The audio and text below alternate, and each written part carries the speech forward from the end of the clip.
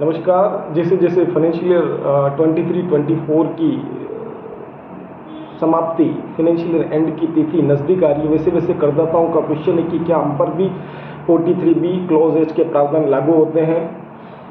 तो सबसे पहले हमें समझना होगा कि सेक्शन 43B क्लोज एच क्या कहता है। 43B क्लोज एच जो है एक्चुअल पेमेंट के आधार पर है कि आपने वास्तविक पेमेंट कर दिया तो आपको जो है छूट मिलेगी।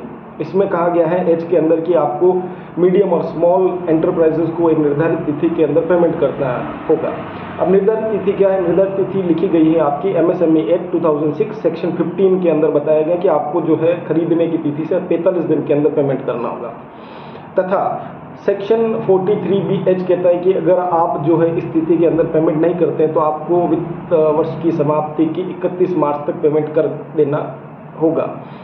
तो अगर आप ऑडिट असेसी हैं, आप की जो टर्नओवर है वो निर्धारित प्रिस्क्राइब लिमिट से ज़्यादा है और आप अपना अंकेक्षण करवाते हैं और अपनी बुक्स ऑफ अकाउंट्स मेंटेन करते हैं तो आप पे जो है 43B क्लोज एच के प्रावधान लागू होते हैं। अन्यथा यदि आप प्रिजम्पटिव टैक्सेशन के करदाता हैं और उसमें अपना इनकम टैक्स रिटर्न फाइल करवाते हैं जिसमें बुक्स ऑफ अकाउंट्स को जो है नॉन मेंटेन करते हैं, उसमें आप बुक्स ऑफ अकाउंट नहीं बनाते हैं, और वो सेक्शन है 44AD, 44ADA, 44AE।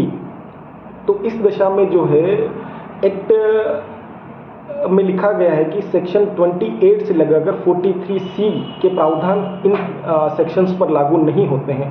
अर्थात 43B क्लोज एच जो है इनके मध्य ही पड़ता है। तो आप अगर presumptive taxation 44AD, 44ADA, 44AE के अंदर अगर आप अपना कर का निर्धारण करवाते हैं तो आप पर ये जो है धारा लागू नहीं होगी और इसके प्रावधान लागू नहीं होंगे और आपको